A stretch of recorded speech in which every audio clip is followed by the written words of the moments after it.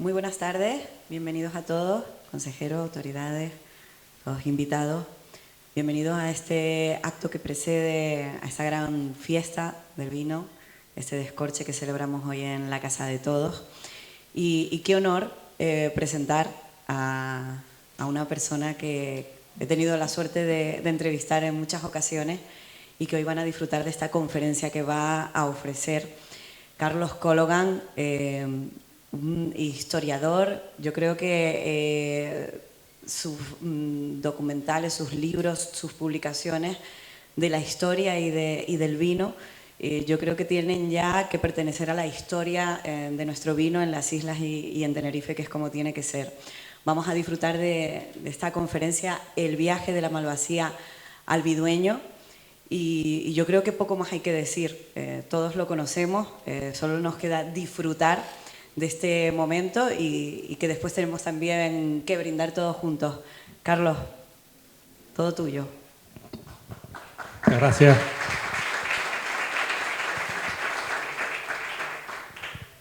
En primer lugar, agradecer a la Casa del Vino, por supuesto al Cabildo, que una vez más me hayan invitado a participar en estas jornadas, que para mí es un disfrute, evidentemente.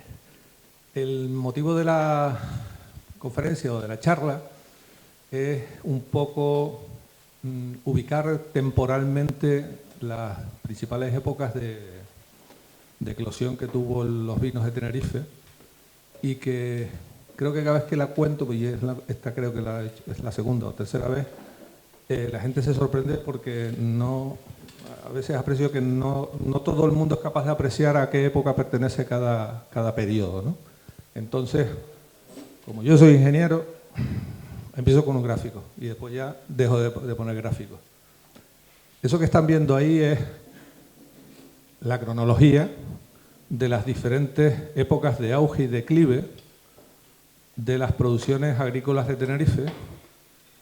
Como todos más o menos tenemos ese bagaje, sabemos que empezamos con un cultivo de la caña de azúcar, que fue bastante importante en el siglo finales del XV y el XVI, y que bueno, pues tuvo su centro, digamos, de distribución en Carachico, pero también en diferentes puntos de la isla, prácticamente donde había agua y zonas costeras, pues había una producción de caña de azúcar bastante incipiente. La caña de azúcar, por explicar por qué es importante la caña de azúcar era importante en Europa porque el déficit azucarero en Europa era absoluto. Entonces, la caña de azúcar, haciendo una analogía con un producto actual que no tiene el mismo glamour, pero era como la cocaína del siglo XVI. O sea, tener disponibilidad de azúcar en Europa no era un lujo, era una absoluta necesidad. ¿De acuerdo? El declive de la caña de azúcar no es culpa nuestra, es culpa de la competencia, y en este caso la competencia es el Caribe. Todos los territorios azucareros del Caribe, todas las islas del Caribe eran islas azucareras y fueron prácticamente monopolizadas por los británicos. Evidentemente nos echaron fuera del mercado por cantidad y porque estaba prácticamente monopolizado por los británicos. Sin embargo, en Tenerife eran los británicos, pero también estaban los genoveses, arraigados en Garachico. Y bueno, vamos a olvidarnos de la caña de azúcar, que no es el motivo de la conferencia, pero ya todos sabemos que el primer gran vino que nosotros produjimos en Tenerife fue la Malvasía, que tiene algo muy parecido a la caña de azúcar, y es su dulzor. Volvemos a lo mismo. Si había una apetencia por el azúcar, imagínense lo que es para un británico un vino azucarado. O sea, aquello era un membrillo. De hecho, en muchas cartas dicen que era tan espeso que se cortaba como el membrillo. Es como un vino de Jerez, Pedro Jiménez, pero todavía más cargado de azúcares, ¿no? Entonces, ese es el segundo, digamos, gran periodo de riqueza agrícola. No había otra riqueza que no fuese la agrícola. Y es el que nos lleva por esta línea, donde hay un periodo de pujanza, un periodo de eclosión, y luego, como siempre nos pasa, pues caemos. Entonces vamos a comparar este con este. Esta última ola, que son los vidueños, los vinos blancos, un listán, básicamente, mayoritariamente son listanes. Esta es la nueva curva que sustituye la decadencia que vemos aquí de los Malvasía. Los bidueños entran más tarde. ¿Vale? Si tuviésemos que extender esto a nivel cronológicamente y nos metiéramos en el siglo XX, la siguiente ola sería el plátano, agrícolamente, estamos hablando de 1850 hasta 1940, y la siguiente ola, ¿cuál sería? El turismo. ¿Vale? Entonces, es curioso cómo esas olas siempre han estado en los últimos 500 años lideradas por el norte de Tenerife. La primera ola del Puerto de la Cruz, que fueron los años 60, se ha sustituido por una nueva siguiente ola, que es el sur de Tenerife. ¿Vale? Pero siempre ha sido, esto es el Puerto de la Cruz, el turismo es el Puerto de la Cruz, los plátanos, mayoritariamente la salida, la extracción de plátanos era por el Puerto de la Cruz. El Puerto de la Cruz siempre ha tirado del carro, o el Valle de la Orotava, vamos a decir el Puerto de la Cruz, o el Puerto de la Orotava, como decían antes. ¿Vale? Pero vamos simplemente a explicar cómo se pasa de un sitio a otro, porque, como todo en la vida, todo es cronológico, tiene una secuencia más sencilla de lo que parece. Lo que pasa es que, bueno, hay que abrir un poco el contexto. Me voy a saltar esto de la caña de azúcar. Esto es un óleo que hay en el Ayuntamiento de Amberes, donde se ve un barco de Canarias llevando caña de azúcar al puerto de Amberes. Solamente lo traigo a colación porque, gracias a estas exportaciones de caña de azúcar, de Malvasía y de Bidueño, estas son las fuentes de divisa normales y naturales que ha tenido siempre Canarias. ¿De acuerdo? Y cuando decimos fuentes de divisa, bueno, evidentemente en Londres nos pagaban con libras esterlinas, pero nosotros no nos traíamos las libras esterlinas. Lo que hacíamos era cambiarlos por otros bienes. Entonces, la importancia de la producción agrícola de Tenerife, por concentrarnos en Tenerife, es que en el retorno esos exportadores traían todo tipo de bienes, como ven aquí: armas, mercería, cobre, herrajes, papel, quincallería, aceite, jabón, muebles, ceras, obras de arte religioso, azafrán, en fin. Nos dotábamos de todos esos artículos que nosotros no producíamos y de los que éramos dependientes. Es decir, cuando hablemos de vinos, lo que estamos hablando es de un producto de intercambio, necesario para dotarnos de bienes de los que carecemos, pero también, evidentemente, para dotarnos de divisas, porque no se imaginen en el siglo XVII y XVIII que todo el mundo tiene en su casa una caja con monedas de plata. O sea, prácticamente no había moneda, había muy poco. La moneda estaba concentrada en los mercaderes. Los mercaderes eran los prestamistas, no habían bancos. Y la gente acudía a los mercaderes para disponer de capital para comprar algo o para alquilar algo. Entonces, el asunto de las monedas estaba en manos de muy poca gente, ¿no? El primer siglo, como decíamos, el Malvasía, en Garachico. ¿Y por qué en Garachico y no en Areje? ¿Y por qué no en Güímar? ¿Y por qué no en Tacoronte? Pues muy sencillo. Porque a partir de la conquista, las zonas que de forma natural reunían las mejores condiciones siempre eran los territorios de las costas del norte. La mejor ensenada que había en el norte era Garachico. No la que nosotros vemos ahora, sino la que había antes. ¿Por qué Garachico, aparte de por su ensenada, tenía cierta predisposición a convertirse en la enclave comercial? Evidentemente la capital era La Laguna, Santa Cruz seguía siendo un puerto comercial asociado a La Laguna, pero la exportación de productos agrícolas no salía por Santa Cruz. El grosso en esa primera etapa salía por Garachico. Pues salía muy sencillo, porque los patrocinadores de la conquista, los genoveses, familia Imperial, familia Ponte, familia Viña, recibieron como pago por su aportación a la conquista los territorios de la Isla Baja. ¿Qué tenían de particular estos financieros? Ni siquiera eran comerciantes, eran financieros. Pues unas relaciones con Europa espectaculares. ¿Qué hicieron ellos? Pues por poner la producción de Tenerife, ya fuera caña de azúcar o ya fuera Malvasía, en los mercados destinos con los que ellos perfectamente se relacionaban. Entonces, es como si nos hubiésemos traído aquí al señor Botín y pone su sede en Garachico, pues Botín tira de todo. O como podía ser el Inditex. Entonces, esos ricos comerciantes genoveses financieros son los que ejercieron de tractores de la economía de Garachico. El Puerto de la Cruz también tenía lo suyo, pero muy leve. Y luego, testimonialmente, el Roque de las Bodegas. Todo el mundo conoce el Roque de las Bodegas. Pues deberían ir a verlo porque es precioso. Ustedes se van por San Andrés para Taganana y aquí hay una serie de roques. Ahí están las antiguas bodegas que se llama el Roque de las Bodegas, que era el sitio donde los que venían a cargar vino y no querían delatarse entrando en Santa Cruz, venían a trapichear aquí. Entonces, en este punto, conocemos a varios viticultores que están trabajando en esa zona, en Anaga. Ese era un punto de salida de unos viñedos que proliferaban en los acantilados de aquí.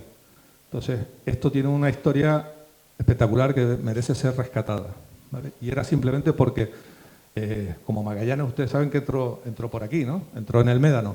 Magallanes venía huyendo de todo el mundo, venía huyendo de los portugueses, de los italianos, de los españoles, porque él tenía una patente para hacer su viaje y lo último que quería hacer era entrar en Santa Cruz y vino aquí. Bueno, pues esa forma de recalar en ciertos sitios en el Roque de las Bodegas es particularmente especial para el mundo de los vinos. Bien, Garachico. Esto es un plano de Torriani, esto es bastante antiguo y aquí, cuando vean un muelle comercial, ¿qué es lo primero que se encuentra uno cuando entra? Un castillo. Garachico existe porque el castillo de San Miguel existe. El castillo de San Miguel tenía la intención de cerrar la bocana y impedir que ningún barco enemigo, del país que fuera, pues entrase dentro de la ensenada. En el muelle Garachico, ¿todos conocen Puerta de Tierra? No, Puerta de Tierra, Puerta de Mar, Puerta de Tierra. Puerta de Tierra es la entrada al puerto. Es como si vamos al puerto de Santa Cruz y hay una entrada principal, pues al puerto no se podía entrar ni por aquí, ni por aquí, ni por aquí, no, se entraba por aquí, por la Puerta de Tierra. Afortunadamente esa Puerta de Tierra existe y junto a la Puerta de Tierra, si la miran de frente, imaginándose en Garachico, las casas que están a la izquierda, ahí está la casa de la aduana, estaba. Entonces, cualquier producto que salía o entraba, pagaba impuestos. De España no salía nada, ni entraba nada si no pagaba impuestos. Y eso lo hacíamos muy bien. ¿De acuerdo? Entonces, este documento lo que muestra es Garachico en la época donde empezaba ya a constituirse como una gran urbe, donde arraigaban, por supuesto, los conventos, los monasterios, en fin, las casas consistoriales, pero sobre todo se configuraba como un puerto de salida, un puerto de extracción, que llamaban antiguamente, que se alimentaba, por supuesto, de todo lo que le venía de la zona de las cañas, de la zona de Eco de los Vinos y, por supuesto, de Garachico y toda la Isla Baja. No tenía capacidad de sacar lo que venía de San Juan de la Rambla, eso ya se iba para Santa Cruz. Pero sí que es verdad que prácticamente dinamizó toda esta zona. Y la dinamizó porque tenía sus almacenes, tenía unos buenos caminos que les llevaban a Garachico, tanto por derecha como por izquierda, y sobre todo porque en ausencia de muelles, porque aquí no había muelles, el fondeo era bastante razonable. Si ya lo ven en más detalle, a mí me encantan estos planitos antiguos con las letritas, porque uno se pone a leer y empiezas a entender por qué las cosas son como son, ¿no? Y está claro que el que hizo el plano dejó muy claro la importancia que tenía la Puerta de Tierra, la importancia que tenía el castillo de San Miguel, y aquí donde se ve el fondeo. Evidentemente esto ya no existe, ya no es agua.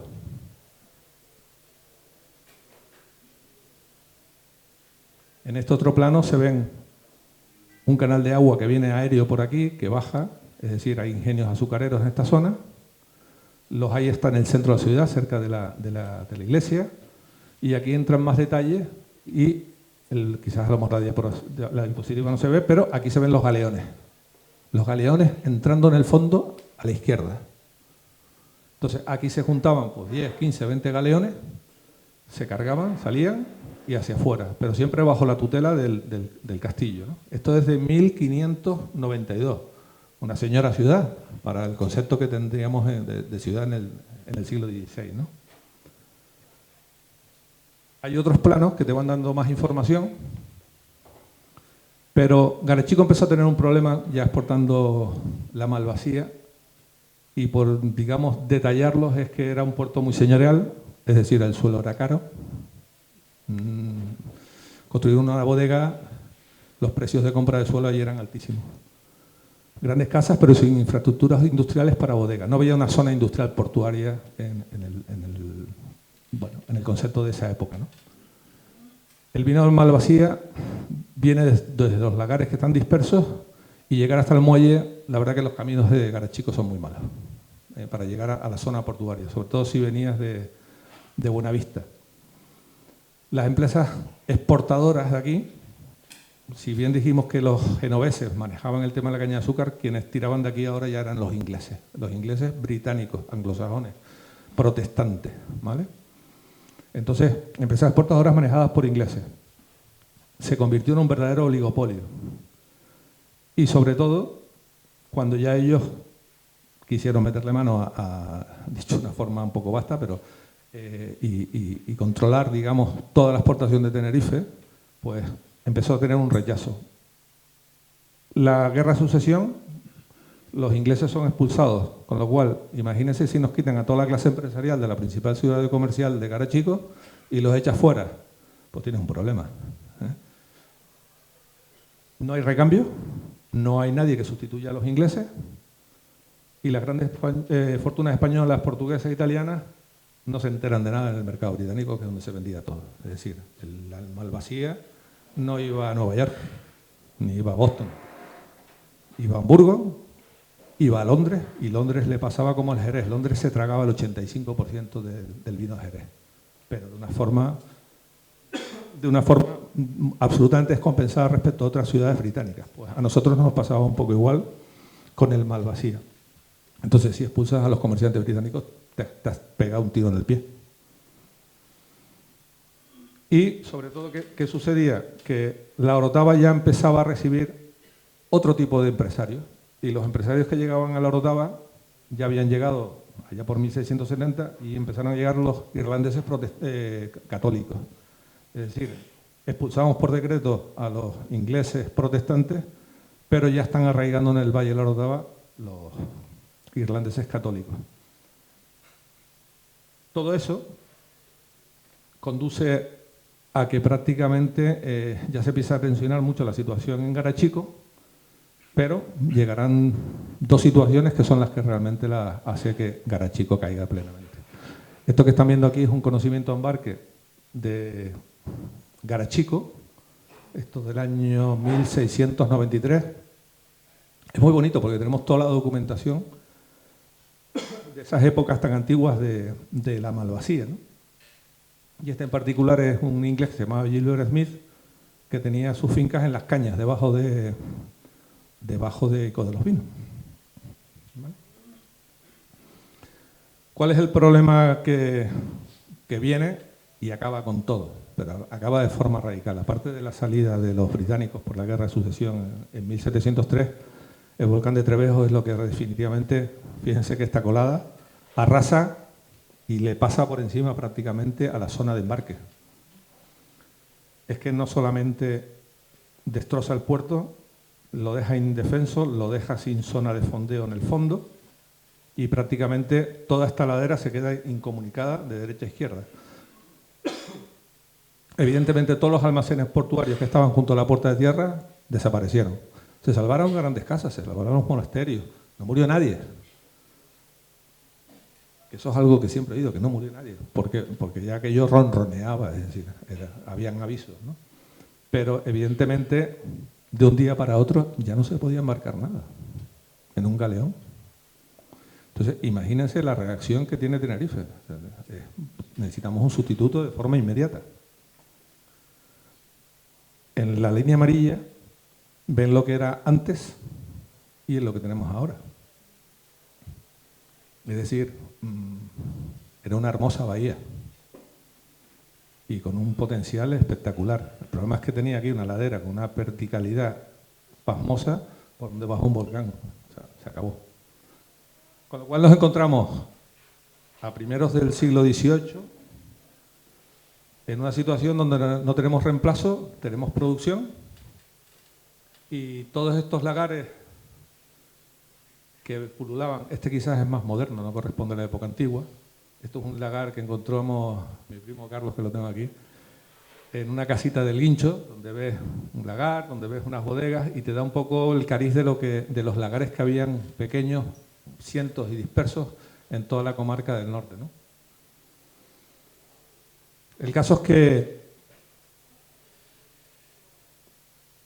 nos vamos acercando al cambio de ciclo y llegamos a la conclusión de que los malvasías van preferentemente a Inglaterra, van a Londres, van bastantes a Hamburgo, Ámsterdam, a Génova, España lo justo, prácticamente va todo aquí, el 85%.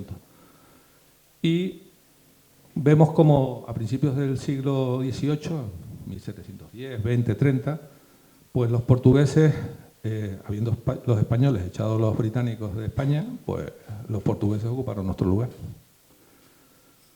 y desarrollaron su propia marca de vino. Los Madeira. Estaban los Oportos, estaban los vinos de Lisboa. O sea, si tú te vas a un archivo británico, en los archivos nacionales, verás estadillos de entradas de vinos de Lisbon Wine, de Lisboa, Oporto Wine y Madeira Wine, ¿vale? Pero para nosotros el problemático era el Madeira Wine. ¿Por qué? Porque el Madeira Wine era un vino para Norteamérica. Y nosotros aspirábamos a ir a Norteamérica. El caso es que nos encontramos en una situación donde estamos desmantelados, volvemos otra vez a caer en picado. Si se cae la agricultura en Tenerife, la pobreza es severa. Y empezamos a tratar de darle un recambio. Y el recambio se viene de la mano de los irlandeses. ¿Y qué hacen los irlandeses? Pues copiar, como los chinos. ¿Y qué copiamos? El Madeira. ¿Y cómo lo llamamos? Bidonia, bidueña. Ese vino tardamos prácticamente 3-4 décadas, hasta 1740, donde ya se da a probar a los británicos, sobre todo a los navíos de guerra británicos, y dan el visto bueno. Pero una cosa es que den el visto bueno, otra cosa es que los metas en Londres y los vendas al precio de los de Madeira, ¿no? Para que se hagan una idea y se sitúen ya en el puerto de la Orotava, de aquella época, todas las cartas dicen Port of Orotava, no dicen Puerto de la Cruz, eso no existe. Vale, en aquella época no existía. Imagínense qué negocio más complicado tenían los exportadores de Tenerife. Bueno, lo siguen teniendo igual, pero antes era de otra forma, ¿no? Se repite el esquema, o sea, empezamos el segundo ciclo y aspiramos a tener una producción mucho mayor, pero fíjense ustedes lo que le cuesta poner un vino de Tenerife, un bidueño, en Londres o en Nueva York. Primero, los exportadores al extranjero no son cosecheros, son exportadores. O sea, la separación entre cosechero y extractor es absoluta y plena, salvo muy poco. Pero los grandes exportadores no tenían fincas, con lo cual compraban al cosechero y normalmente anticipaban las compras para asegurarse la uva. ¿De acuerdo? Tenían que comprar bodegas y construirlas en el Puerto de la Cruz. Ahora les enseño dónde estamos. Tenían que traerse la madera. El envase no era de pino, era de roble. Y ya en la época del bidueño, si venía algo de roble de Hamburgo, era bastante escaso y prácticamente todo venía de Filadelfia y de Nueva York. Había que pagar a los carpinteros, porque nosotros recibíamos las duelas con las que hacemos las barricas, pero los carpinteros tenían que atarlas. Los aros, el metal, no había en España, se traía todo a Londres, importado. Una vez recibías duelas y aros, los toneleros fabricaban. Pero aparte de eso tenías que, una vez metieras el vino dentro, lo tuvieses el tiempo que un año y medio, más no duraban en las bodegas, había que llevarlos al muelle. Y llevar al muelle una pipa de 495 litros, eso era trabajo duro, ¿vale? Carros, carromatos, bueyes, llegar al puerto, subirlo a un barco, un barquito, lo que llevaría 3-4 pipas, y esos cobraban por pipa. Luego había que pagar los seguros marítimos. Prácticamente los exportadores de Tenerife todos aseguraban en Londres.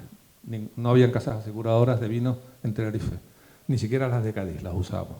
Todo se aseguraba en la London Assurance Company, que era la empresa más importante. Por supuesto, cuando enviabas el vino al puerto que fuera, las descargas las pagabas. Por supuesto, pagabas los impuestos. Y por supuesto, le dabas un margen comercial del 5 o 6% al que te lo está vendiendo allí. Y luego tenías que esperar 1, 6 y 12 meses para cobrar. Es decir, era un negocio financiero terrible. Había que tener las espaldas muy bien armadas para aguantar esto. ¿Qué pasa? Que efectivamente los grandes exportadores se quedaron 3. El resto no podía competir con esto. Porque prácticamente era un negocio anglosajón y era un negocio muy, muy financiero. Entonces había que tener mucho cash para poder soportarlo, ¿no? Porque imagínense, desde que compras esto hasta que cobras han pasado 2 años. ¿Vale? Bien. Visualmente, ¿qué hemos hecho? Nos hemos ido de aquí, no hemos venido para acá. ¿Qué pasa? Que la zona de ámbito de la Orotava, del Valle de la Orotava, es bastante superior a la que pudo tener Garachico. Es decir, la posibilidad de evacuar o de extraer los vidueños en esta zona, no solamente era el Valle de la Orotava, sino que podíamos llegar hasta La Matanza, La Victoria, Santa Úrsula. Todo eso sale por el puerto. ¿Y por qué lo sé? Porque en las cartas se ve a quién se les compra.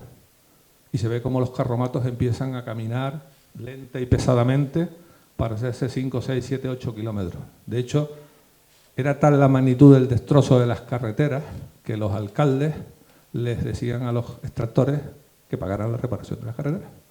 ¿Por qué? Porque estaban machacadas, o sea, los canales, los surcos. Entonces, estamos hablando de un área de cultivo muy potente, muy grande, y prácticamente es Valleguerra y municipios muy pegados a Santa Cruz los que iban directamente a Santa Cruz. Pero la producción agrícola de Tenerife, la mayoría de la producción salía por aquí, incluso hasta la de Güímar. Se hacían barcos de cabotaje que le daban la vuelta por Anaga y se venían aquí. ¿Por qué? Porque aquí venía un carguero de 300 pipas. Repito, 300 pipas de media tonelada cada una. Eso no es un barquito, eso es un barco muy, muy grande. Entonces, había que juntarlos aquí. Entonces, cuando tú le comprabas 10 pipas a alguien en Güímar, se metían en un barquillo, llegaban aquí, se bajaban a tierra, se metían en la bodega, ahora le enseño una imagen de la bodega por dentro, y se mezclaban los vinos. ¿De qué manera? De aquella manera. Mucha más historia. Pero ellos sabían cómo mezclar. Es exactamente igual que como hacen los vinos Jerez. Van mezclando y homogeneizando las soleras, ¿no? Los 3 niveles. Que es la forma de conseguir que los vinos de arriba se van mezclando. Cuando ya tienen una composición homogénea pasan al segundo nivel. Soleras y criaderas, ¿no, Agustín? Y soleras porque son las que están en el suelo. Entonces, los vinos de abajo, 4 años después, son todos iguales. Entonces, tienes una producción igual. Pues eso lo hacíamos aquí, solo que sin hacer esa, digamos, clasificación. Entonces, nos podemos imaginar un Valle de la Orotava absolutamente verde, fértil y absolutamente atiborrado de viñedos. Pero, bueno, ya lo dijo Humboldt en 1799, el paisaje de viñedo es un paisaje sin fin, que va prácticamente desde Tacoronte hasta Punta de Teno. O sea, solo había viñedo. El Valle de la Orotava era prácticamente eso, ¿no? ¿Qué le pasaba a Canarias en la época del siglo XVIII con los vidueños? Pues que aprovechamos lo que todos conocen, ¿no? Estamos en la ruta. Y estar en la ruta, pues nos aseguran que los barcos británicos, que son los que dominan el Caribe y las 13 colonias, pues les interese pasar por aquí a cargar. Muchos hacían no solamente una exportación de vinos per se a las 13 colonias, sino que había un tráfico de esclavos donde estos barcos venían con vinos, pasaban por aquí, por Sierra Leona, cargaban esclavos, los llevaban para acá. Entonces, hacían negocio trayendo manufacturas a Canarias, de aquí tomaban vinos, los vinos muchos los vendían en las plantaciones o los puntos donde tenían de agrupamiento de esclavos, y cuando llegaban aquí vendían los esclavos, los vinos, y lo que les resultara como excedente, pues lo pasaban para acá. Y a la vuelta, ¿qué traían de aquí? Pues lo de siempre, trigo, maíz, madera. Es decir, en cada tramo se ganaba dinero. O sea, un barco no va y vuelve vacío, ¿vale? Entonces, Canarias, fíjense que nosotros aquí venimos los justitos.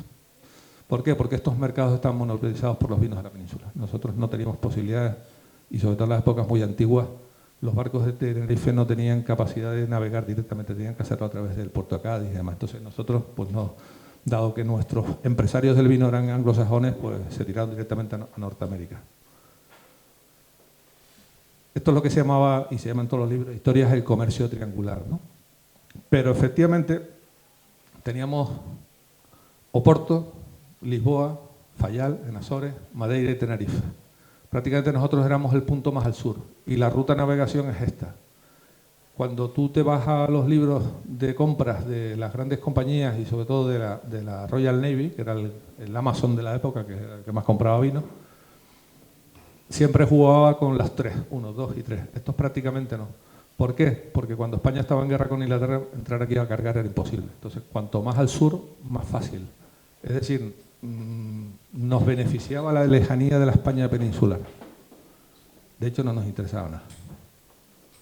Porque nuestro negocio era Inglaterra. Exactamente igual de como es ahora. Es que no ha cambiado nada. O sea, es paradójico, pero es que llevamos 5 siglos con la misma gaita. Entonces, España, Francia e Inglaterra, un triángulo amoroso desastroso, o sea, siempre estábamos en guerra. Cuando Inglaterra estaba en guerra, ya sea contra Francia o contra España, más dinero ganamos. Nos interesaban las guerras. ¿Por qué? Porque teníamos que suministrar a las tropas de franceses, españoles e ingleses, sobre todo franceses e ingleses que luchaban aquí. ¿Dónde se vendía mucho vino? Aquí. ¿Por qué?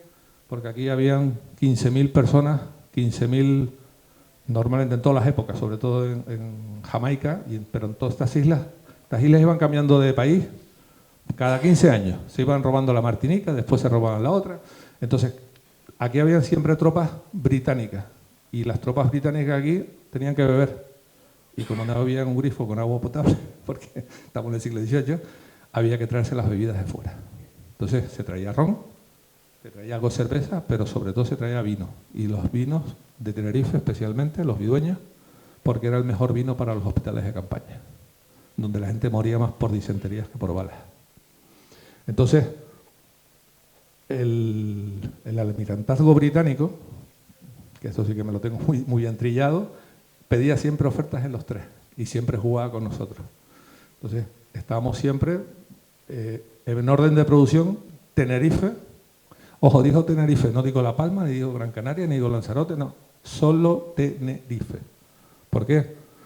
No porque fuéramos más chulos, sino simplemente pues porque los comerciantes de Tenerife eran los que estaban en la City londinense. ¿Vale? Evidentemente, los vinos de Tenerife no eran tan espectaculares como para sacarlos. Eran vinos bastante razonables, pero tenían un problema y es que la graduación alcohólica era bastante flojita. Entonces, Tenerife, y particularmente el Puerto de la Cruz, necesitaba fortificar los vinos. ¿Y qué es lo que se le echa a los vinos para fortificarlos, para darle más cuerpo? Aguardiente. Aguardiente de vino. ¿Cuál era la isla que más proveyó a Tenerife de aguardiente? Lanzarote. Entonces, cuando dicen, y lo decimos todos, yo soy ingeniero y hago obras en Lanzarote te sientes como con gente que te quiere mucho más. Los de Lanzarote se sienten, es una broma, se sienten muy queridos por la gente de Tenerife, pero nunca entienden por qué. Y es porque Tenerife y Lanzarote han tenido un intercambio comercial de siglos, de interdependencia.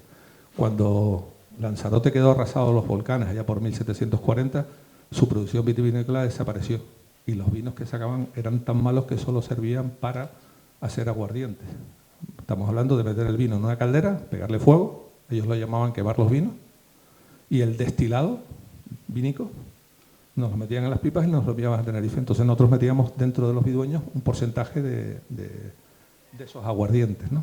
Entonces ahí hay una relación, por supuesto la cochinilla, la barrilla, todo eso venía de Arrecife y todo venía siempre al puerto de la Cruz. ¿Por qué? Porque los comerciantes que enviábamos los productos a Inglaterra y a las colonias, igual que subía un vino, subía oro y plata de contrabando, por supuesto, eso siempre, pero también subía barrilla, cochinilla. Entonces hacíamos de tirón comercial para los lanzaroteños. ¿Cómo se llaman los de Lanzarote? ¿Por qué se llaman conejeros? ¿Por qué se llaman conejeros? Se llaman conejeros porque en lo que había en Lanzarote en época antigua, 17, 18, era mucho conejo. En Inglaterra se cepillaron a todas las ardillas y cuando se tenían que hacer gorros, piezas de cuello y demás, llegó un momento que ya no había ni ardillas ni pieles con las que hacer. Entonces empezaron a importar a skin rabbits, piel de conejo. ¿Y de dónde venían? De Lanzarote. ¿Por qué se llaman conejeros? Porque exportaban conejos. Bien. Nos presentamos en el Puerto de la Cruz. ¿Qué tiene el Puerto de la Cruz como muelle? ¿Cuál fue el primer muelle del Puerto de la Cruz? Pues la playa de Playa Jardín. Y dirán, pues si no hay ningún muelle. No, que nunca ha habido muelle. ¿Por qué está precisamente San Felipe al lado de Playa Jardín? Porque era un fondeadero. Volvemos al mismo tema de Garachico. No tenemos muelle, pero tenemos un fondeadero. Problema que tenía Playa Jardín y lo sigue teniendo a día de hoy. ¿Cuál es? El barranco. Cada 50, 80 años el barranco bajaba y destrozaba cualquier cosa. Entonces los barcos y estas fortalezas se quedaron inútiles. ¿Y dónde se trasladaron? Pues se trasladaron al muelle del puerto, la aduana, que los portuenses lo llamamos el penitente, ¿vale? Y a esta zona aquí, que sería el tercer fondeadero, que es, voy de memoria, ahora lo digo, eso que es el fondeadero del Rey, ¿vale? Ahora lo pongo. Entonces, todos cuando vamos al puerto vemos este edificio. Entonces, la casa de la aduana. ¿Cuándo toma peso la casa de aduana? Pues cuando los bidueños salen ya por el Puerto de la Cruz a partir de la época de 1740, 50, 60, 70, 80, y esa curva empieza a subir. No salía evidentemente nada por aquí si no pagaba. Entonces aquí había una aduana que rivalizaba muchísimo con la de Santa Cruz, pero sobre todo esta era la aduana rica, que es la aduana de los comerciantes. Entonces esta aduana que se mantiene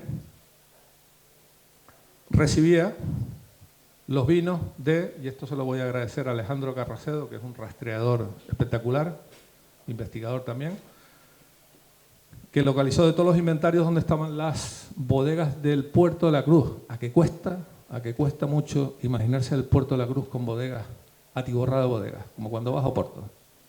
Pues estaba lleno.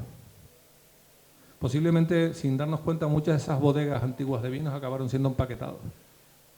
Esas casas, eso sí, eran pequeñas, relativamente pequeñas. Entonces, había una zona que era la Ranilla, que era muy importante, iban al penitente. Esta zona alta también, y luego está esta zona aquí, que es donde está la cofradía de pescadores. Estos iban tanto al penitente como al fondeadero del Rey, ¿vale? Igual que esta. Claro, uno se da un paseo por ahí y dice, pero ¿cómo narices se puede anclar un barco ahí? Sí, una de las formas de ganar dinero a la gente joven en el Puerto de la Cruz en aquellas épocas era ¿cómo se llaman? Los mareantes, el retablo de los mareantes, que ustedes lo verán en la Peña de Francia. Son unas personas que se ocupaban de limpiar los fondos y sacar piedra. ¿Cómo lo hacían? No tengo ni idea. Pero lo ves en los documentos, ¿no? Oye, hay que hacer un trabajo de limpieza de los fondos.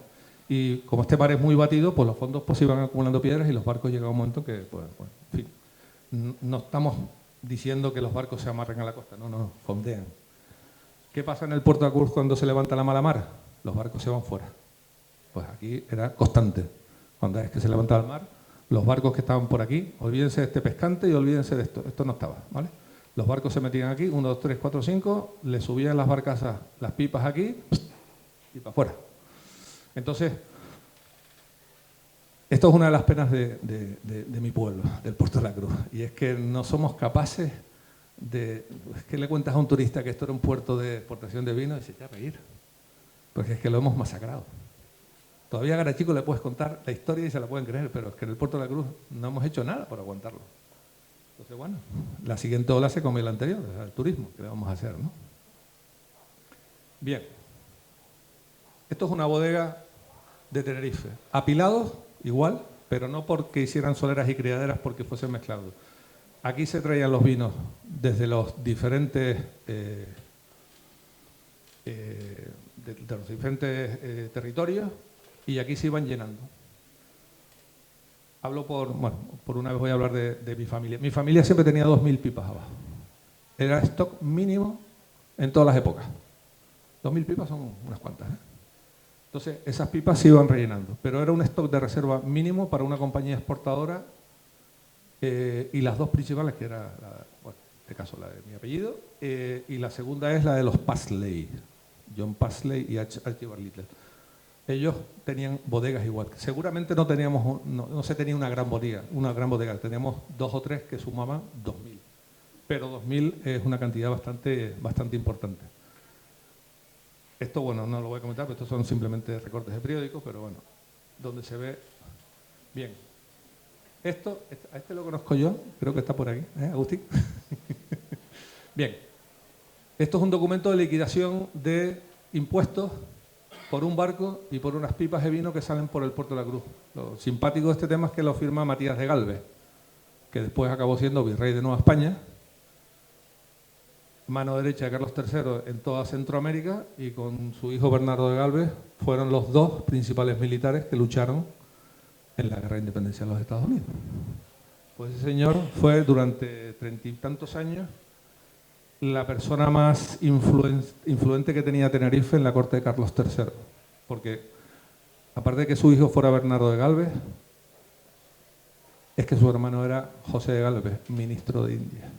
Entonces, Tenerife, los comerciantes de Tenerife durante la época del Vidueño se apoyaron mucho en los Galvez para abrirse todo tipo de puertas.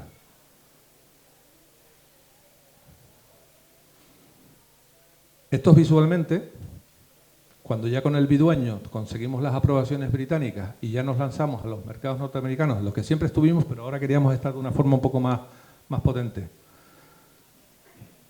Las travesías, las grandes travesías, eran de este tipo. Los británicos tenían una capacidad de colocación de vino en el principal puerto que era de los Estados Unidos, que era Filadelfia, seguido de Nueva York. Los vinos de Tenerife, de Madeira y de Fayal, vamos a olvidarnos de Fayal, vamos a quedarnos con Madeira. Madeira es como La Palma en dimensiones y de producción, pues, tiene la misma que La Palma, y Tenerife tiene la que tiene. Es decir, Tenerife tenía una producción que multiplicaba por 4 la de Madeira, con lo cual teníamos precios mucho mejores. Pero había que convencerle. Entonces, Madeira tenía un problema, y es que su producción la tenía prácticamente vendida en la India, con los británicos.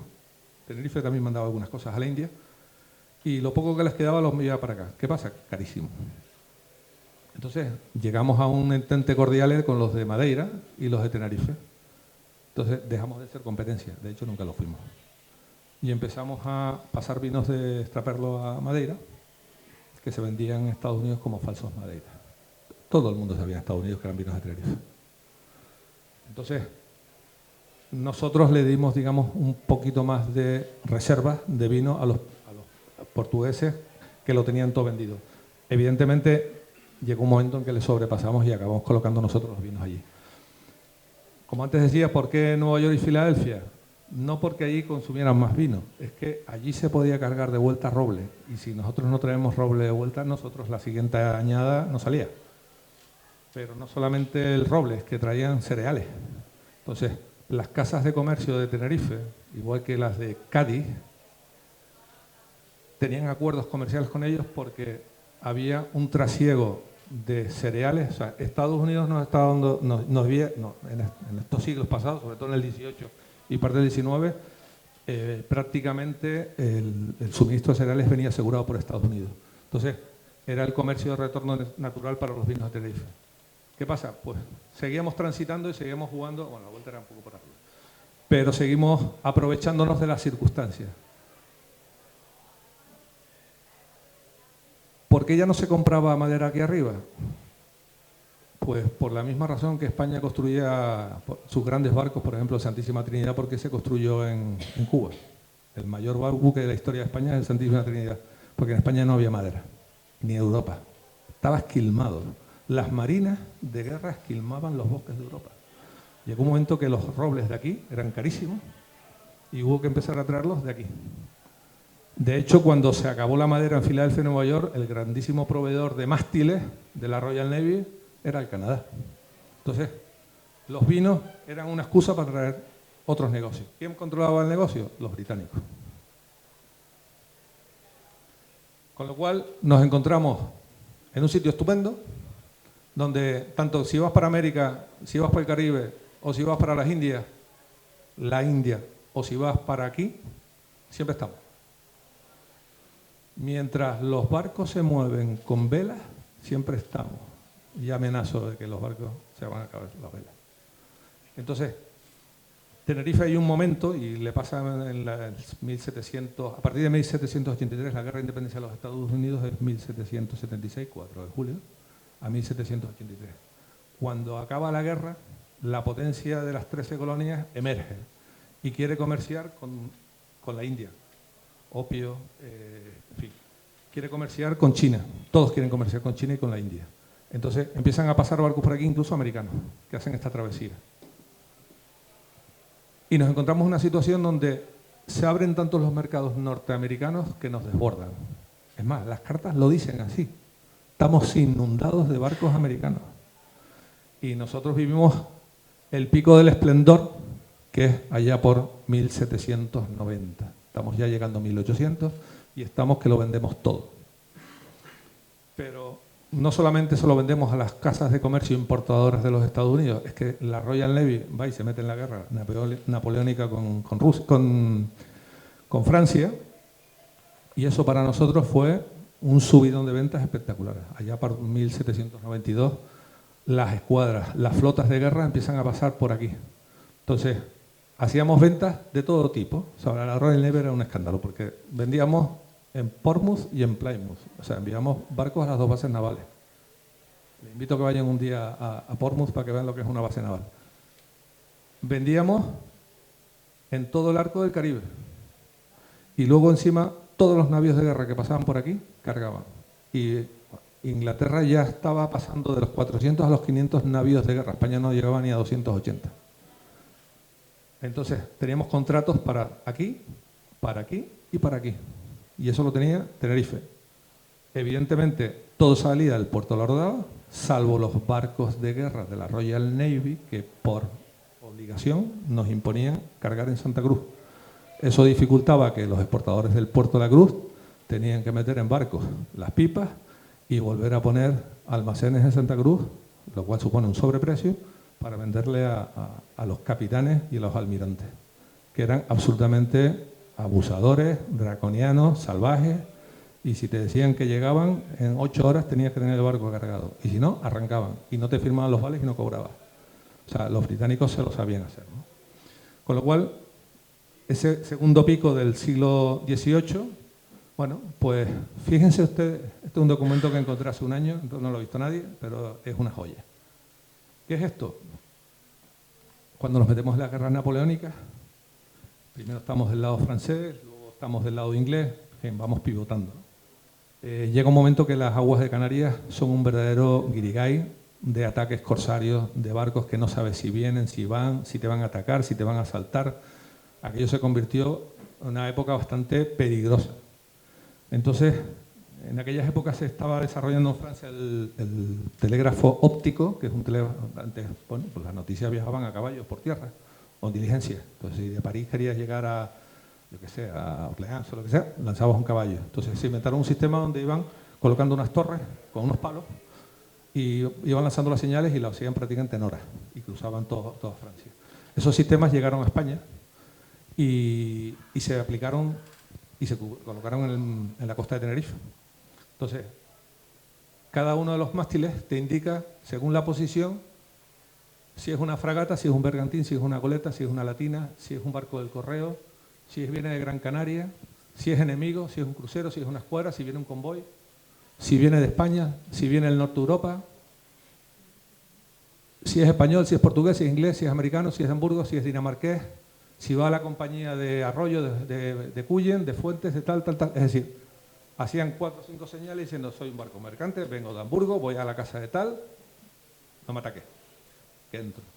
Entonces, esto es una cosa espectacular, yo no lo había visto nunca. Y esto estaba repartido entre todas las casas de comercio y las fuerzas militares, las milicias de Tenerife, para saber quién se acercaba. Porque claro, en Santa Cruz de Tenerife como muelle, en el siglo XVIII no eran 15 barcos como vemos hoy, no, eran 300, pequeños, medianos, grandes. Era un hormigueo de barcos para todos lados. Bien, pues como todo tiene un comienzo, hasta los bidueños tuvieron un fin.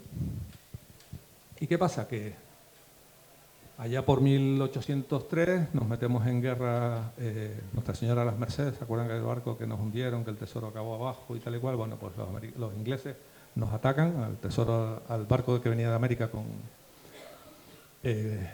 un cargamento bastante importante de oro y de plata. Nos metemos en guerra y ya se acuerdan ustedes que en 1805 Trafalgar nos liquidaron. Nos dejaron prácticamente sin una armada, incluso a los franceses también, que pudiese tirar del carro. Y en esas épocas, las casas de comercio ya empiezan a entrar en segundas y terceras generaciones y empieza a no haber recambio. ¿Por qué? Porque prácticamente 3 casas de comercio de Tenerife tenían el 90% de las exportaciones. Estaba demasiado concentrado. Si te falla una, te quedas sin las ventas. Es exactamente igual que quiebra un tour operador actual, que aquí no lo sabemos de memoria. Pues si te quiebra el tour operador de los vinos, estás jeringado. Entonces, los motivos nunca es uno. No, es que estalló un volcán. No, en este caso fue más complicado, ¿no? Entonces, las casas de comercio tiran del mercado gracias a grandes contratos de la Royal Navy. Si la Royal Navy te deja de comprar, pues te quita un 25% de las ventas. Y estamos hablando que la Royal Navy compraba de 1000 en 1000 pipas. Es bastante... Era un cliente que es como vender la Mercadona, tiene un problema. Sí, vas a vender mucho, vas a ganar poco margen, pero el día que te corte el grifo, te ha hecho un agujero, ¿no? Pues allí pasaba exactamente lo mismo. Entonces, el relevo generacional ya no, se iban acomodando los hijos, los nietos. Por supuesto, se iban perdiendo, esto es importantísimo, los agentes comerciales, que son los hermanos de los que están en Tenerife, que operan allá. Si tú no tienes un agente en Londres, tú no le vendes a los ingleses. Y eso en el mundo del Jerez se lo saben de memoria. El vino Jerez, que nos sustituyó a nosotros en Londres, funcionaba porque tenían unos agentes comerciales londinenses que tenían una pata en Londres y la otra en Cádiz, pero eran residentes en Londres, ¿no? La infraestructura portuaria del Puerto de la Cruz, a que no fue a ningún lado, ¿no? Nadie ha hecho un muelle, un dique, pues si no se lo hace, pues la gente acaba yéndose de allí, ¿no? Los vinos de Tenerife frente a los vinos Madeira. Los vinos Madeira envejecían 2-3 años. Nosotros... Era tal la ansiedad por tener liquidez que vendíamos al año. O sea, no se guardaban vinos. O sea, experimentos de déjalo ahí 2 años, al final ya cuando era muy tarde. O sea, no supimos envejecer los vinos. La guerra contra Inglaterra, ya dicho. Y sobre todo, empieza a surgir, a principios del siglo ya XIX, empieza a surgir los vinos de Jerez. Los viñedos se van abandonando y Tenerife mantiene el nombre gracias a pocas marcas. Prácticamente el punto y final es 1825. ¿Qué pasa en 1825? Pues nada, que se acerca a 1830 y 40 y aparecen los vapores. Y si tienes que mandar algo de Londres a Nueva York, ya no tienes que pasar por Tenerife. Eso sí que fue ya el estocazo. Entonces, ¿quién se aprovechó de los vapores? Jerez. ¿Y por qué se aprovechó Jerez? Pues porque el canal de... No, de la Mancha no, el de Egipto, el canal de Suez, vale. A que en el siglo XIX Inglaterra era la gran potencia y su mejor territorio era la India, vale. Pues ya se preocuparon ellos de tener el canal de Suez. ¿Por dónde bajaban los vapores a la India? Por Cádiz, ¿no? Y por Gibraltar. Entonces, Jerez cogió el camino y se apropió del mundo de los vinos y se quedó con los británicos. Y nosotros nos quedamos allá abajo, a 2000 kilómetros, que por aquí no pasaban más que veleros pequeños sin capacidad de... Entonces, finalmente, pues encontramos que hubo Garachico en una época que tuvo un momento álgido, el puerto de la Cruz lo tuvo, el puerto de la Aratagua lo tuvo con los bidueños, aquí fue el mercado británico, aquí fue el mercado británico, El Canary Wharf y toda esta historia empieza ya por 1870 y tenemos un periodo bastante largo, esto quizás se extiende más, que lo vuelve a tener el Puerto de la Cruz, ya lo llamamos Puerto de la Cruz. ¿Con quién? Con el mercado británico. ¿Y quién vuelve a levantarnos del suelo? El Puerto de la Cruz, como decía antes, en los años 60. Es decir, vivimos a golpe de subidas y de bajadas, pero sobre todo, aquí, vivimos una eterna sucesión de monocultivos.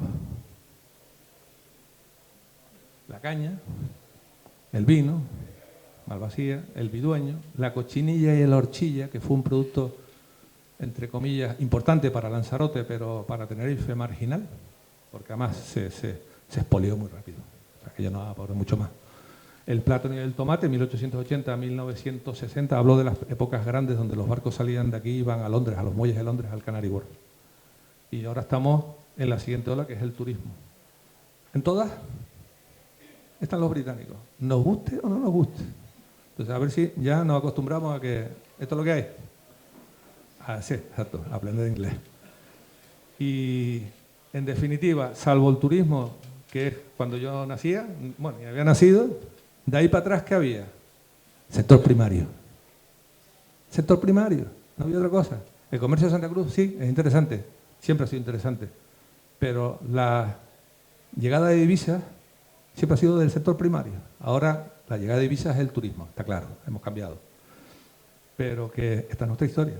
Estos son 500 años escritos a través de la agricultura. Y los vinos, que yo recuerdo cuando, y acabo, que yo cuando empecé con los vinos diciendo, qué pesado con los vinos. Con perdón, coño. ¿Cómo que qué pesado con los vinos? Pues si es lo que nos ha mantenido a flote. ¿Por qué todos tenemos antepasados, todos tuvieron un huerto? Tu abuelo, tu tatarabuelo, tu bisabuelo. No, nuestros bisabuelos y tatarabuelos tuvieron unas parritas. ¿Por qué en Tenerife vivimos el vino así? Porque nos hemos olvidado de esto. Y esta es nuestra realidad, esta es nuestra genética. Somos gentes de vino. ¿Que nos habremos olvidado? Seguro. Pero eso somos nosotros. Muchas gracias.